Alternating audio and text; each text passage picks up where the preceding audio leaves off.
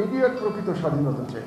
মিডিয়ার প্রকৃত স্বাধীনতা বলতে যে আমার কথাটা আমি বলতে পারবো, আমার মতটা আমি প্রকাশ করতে পারবো।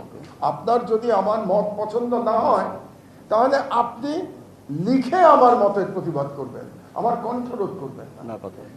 এটাই আমাদের চাওয়া, এটাই মিডিয়ার প্রকৃত স্বাধীনতা।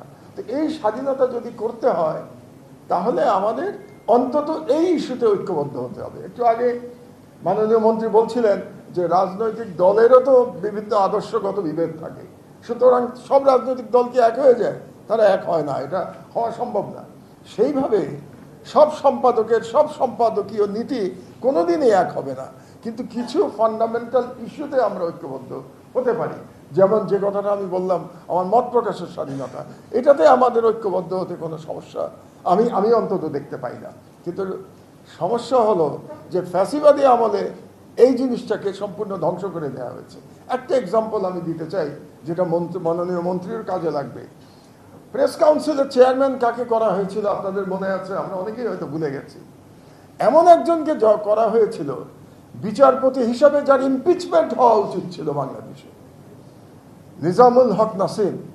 বিচারপতি নিজামুল হক নাসিমকে প্রেস কাউন্সিলের চেয়ারম্যান করা হয়েছিল, যার এক ধরনের জুডিশিয়াল পাওয়ার আছে।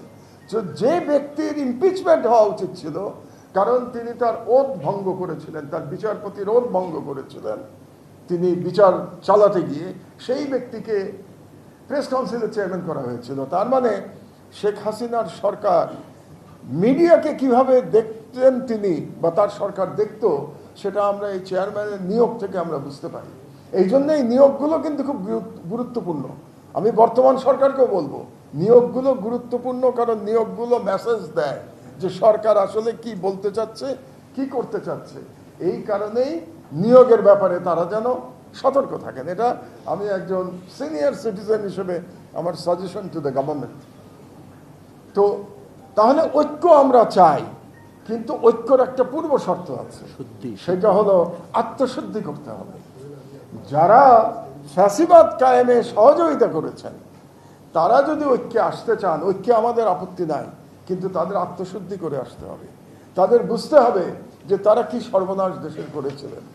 আর যারা হত্যাকাণ্ডের সাথে যুক্ত, যারা হত্যাকাণ্ডকে জায়েজ করেছেন, জুলাই বিপ্লবের আমাদের ছেলে মেয়েদের হত্যাকে যারা, গণহত্যাকে যারা জায়েজ করেছেন, তাদেরকে ঐক্যের মধ্যে নেওয়ার কিন্তু কোনো সুযোগ নাই।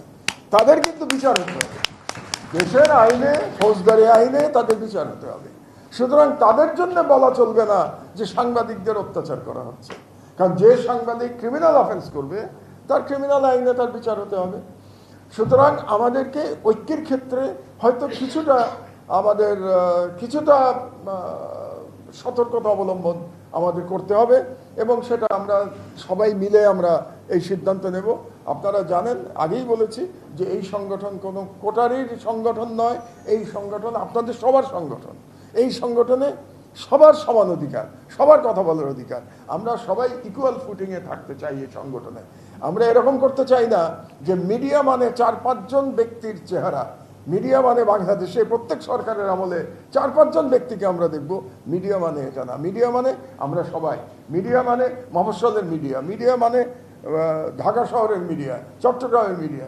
এটা আমাদের মনে রাখতে হবে, এবং আমরা ইনশাআল্লাহ এই উদ্দেশ্য নিয়ে আমরা যাত্রা শুরু করেছি।